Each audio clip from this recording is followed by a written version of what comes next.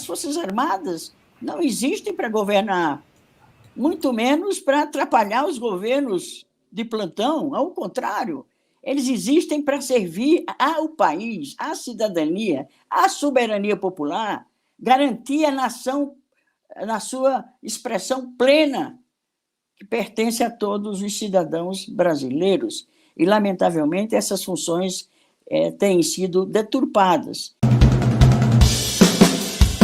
Eu queria começar pelo começo, assim.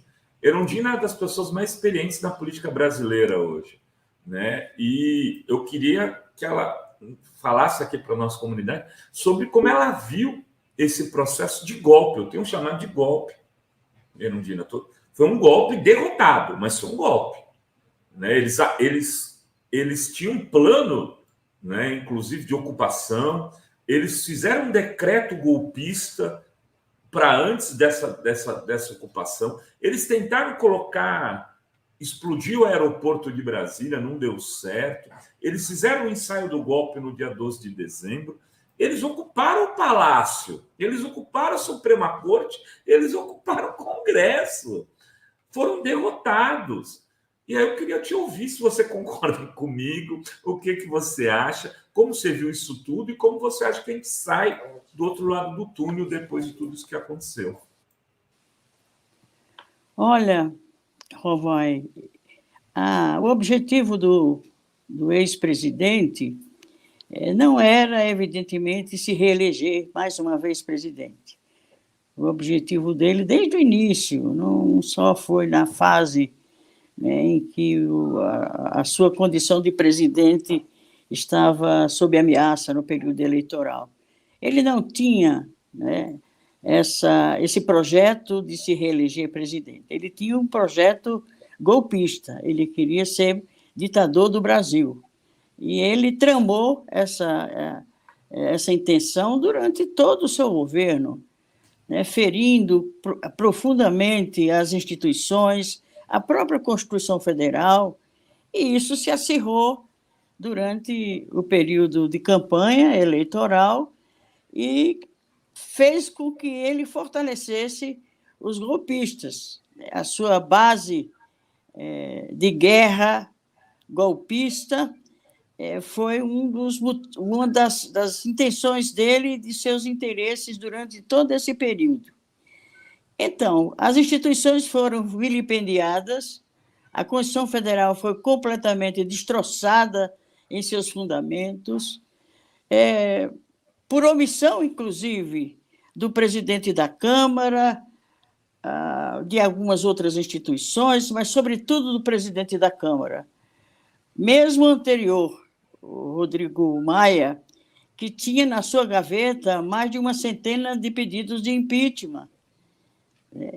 E, no entanto, isso não ocorreu. Ele não levou em consideração as iniciativas da sociedade civil em relação a isso, e o fato é que a concessão, a conivência, a omissão, o descuido com a democracia, com as instituições democráticas do país, né, acelerou todo esse plano e eles ficaram, né, assustados com o resultado eleitoral, apesar de ter sido um resultado estreito, mas tirou o mal maior, que era aquele que ocupava o poder da República, sem nenhuma condição pessoal, sem nenhuma condição política, mas inspirado tão e somente de construir as condições de um golpe militar, inclusive, porque ele se aproximou muito das Forças Armadas e as Forças Armadas se juntaram muito a ele, essa é a verdade. O governo está cheio de militares da ativa, generais. Então, isso tudo contribuiu para que se chegasse às eleições numa situação de absoluta insegurança. Então, se não fosse o prestígio, a liderança, o carisma e a popularidade do Lula, dificilmente teríamos nos livrado desse grande mal, que se somou a tantos outros males que enfrentamos, eu pessoalmente, com a minha idade, enfrentei, né, o golpe militar de 64, fui perseguida por ele, tive que sair do Nordeste para vir para São Paulo por perseguição política, e isso não fui só eu, foram milhares de brasileiros, muitos perderam a vida, passaram por torturas, enfim, tudo aquilo que é desumano, que é antidemocrático, é golpista, foi experimentado e foi usado durante esses 4 anos de governo. E tanto é verdade, Rovai, que no dia seguinte às eleições, apesar das estreitas o estreito resultado, o ambiente era outro, o ambiente da sociedade era um ambiente mais leve, era um ambiente mais tranquilo, era um ambiente menos doentio, porque se percebia nas pessoas, né, um medo contido, né, tudo parecia um risco, uma ameaça, e isso terminou no dia seguinte das eleições com a vitória do Lula. Mas não significou que a tragédia terminasse ali, muito pelo contrário, eles forjaram muito cedo a hipótese do golpe, ao ponto do ex-presidente, eu não gosto de falar no nome dele, eu acho que a gente tem que evitar, inclusive, né, falar de período bolsonarista, tem que tirar isso, né, do nosso dicionário, do nosso cotidiano, da nossa vida, porque foi algo tão cruel para a vida do nosso povo, para o país, que realmente não vale a pena guardar isso na memória, temos que anular, apagar tudo isso e retomar o curso da construção de um país soberano, de um país democrático, de um país justo, de um país que busca a justiça. Não estou dizendo que seja um país justo, mas que forças democráticas que vivem exatamente para construir a democracia, para construir a civilização, para construir, né, a igualdade, que existimos nesse país e em qualquer outro país. Então, nesse sentido, foi uma vitória que nos aliviou profundamente, mas agora temos pela frente, né, o enfrentamento dos golpes, as tentativas de golpe, que já vínhamos fazendo antes, inclusive, das eleições, né, o 7 de setembro, e os outros feriados, as outras comemorações de 7 de setembro, era sempre uma ameaça de golpe. Então, esse período, espero que tenha terminado, mas para isso é necessário não só uma ação enérgica de governo, mas também a presença da sociedade civil organizada para sustentar esse governo, para lhe dar força política, para que ele não fique à mercê de um Congresso que não mudou muito depois das eleições. E os acordos, as negociatas, tentam acontecer de novo porque eles querem se manter no poder. E o Legislativo, lamentavelmente, não se renovou em nada, muito pelo contrário. Eu tenho 7 mandatos, agora é o último, e posso lhes testemunhar que a cada legislatura é pior o resultado, né, que se obtém nas eleições e, consequentemente, no funcionamento do Congresso, no funcionamento do Legislativo e no funcionamento do país. Essa é a grande verdade. Pois bem, nós estamos aqui com um compromisso firme de não retrocedermos em 1 milímetro tudo aquilo que se fez de perverso, de cruel, ao ponto de chegarmos à tragédia dos Yanomamis, que nos deixou arrasados. Eu não consegui mais dormir tranquila depois que eu vi aquela tragédia humana acontecer num país tão rico, num país tão poderoso e num país que tenta, né, acabar com uma comunidade humana, iluminar um dos originários do povo brasileiro. É isso, Novais, estamos aqui, conscientes da nossa responsabilidade e muito determinada a trabalhar com o povo para que o poder popular se exercite e para que esse povo se perceba como poder,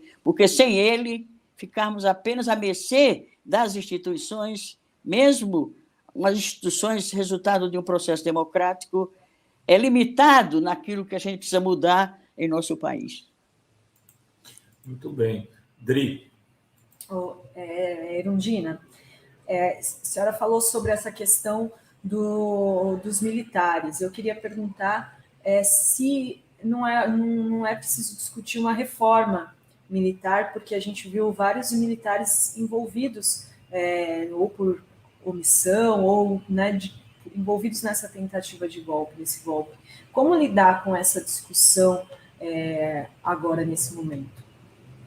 É verdade que as Forças Armadas não se expressam da sua totalidade no comportamento golpista desses militares, que não são poucos, não, e pior, são de alto escalão, né, da hierarquia militar.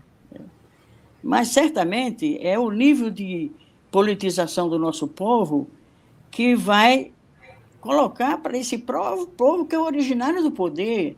Quem tem o poder sequer somos nós que fomos eleitos para exercer a representação política em algum nível do Estado brasileiro. Não, o poder originário é o povo, através de sua decisão soberana de voto.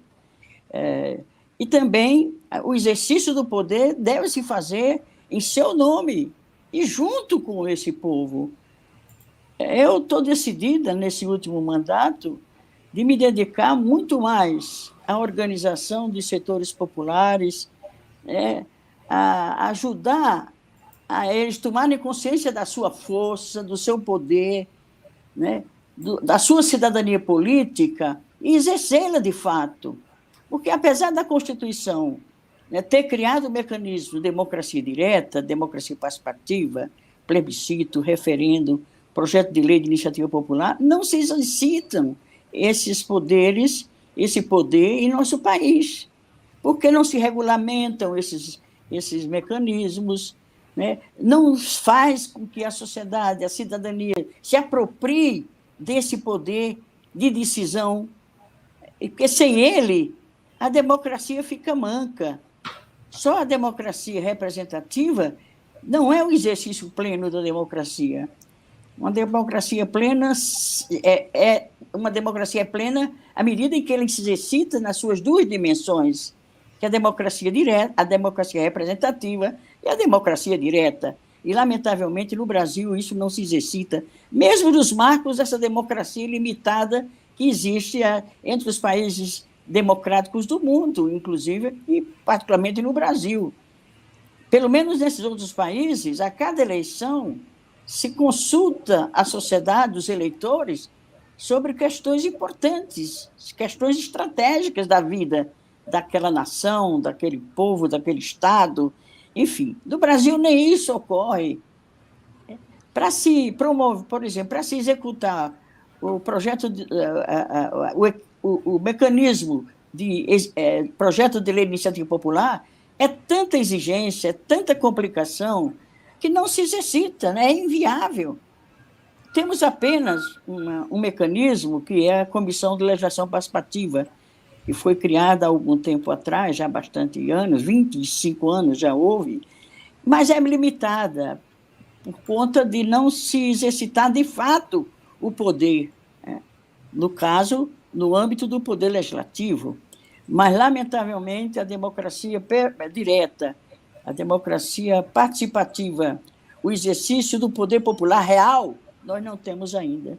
Então, o trabalho que temos de fazer, inclusive para que o povo entenda o papel das instituições. As Forças Armadas não existem para governar, muito menos para atrapalhar os governos de plantão, ao contrário, eles existem para servir ao país, à cidadania, à soberania popular, garantir a nação na sua expressão plena, que pertence a todos os cidadãos brasileiros. E, lamentavelmente, essas funções têm sido deturpadas e os militares começam a fazer política, e fazer política da pior forma, se imiscuindo, né, nas instituições para as quais eles não foram criados, nem eles estão habilitados, nem eles estão autorizados pela sociedade civil de exercer a política.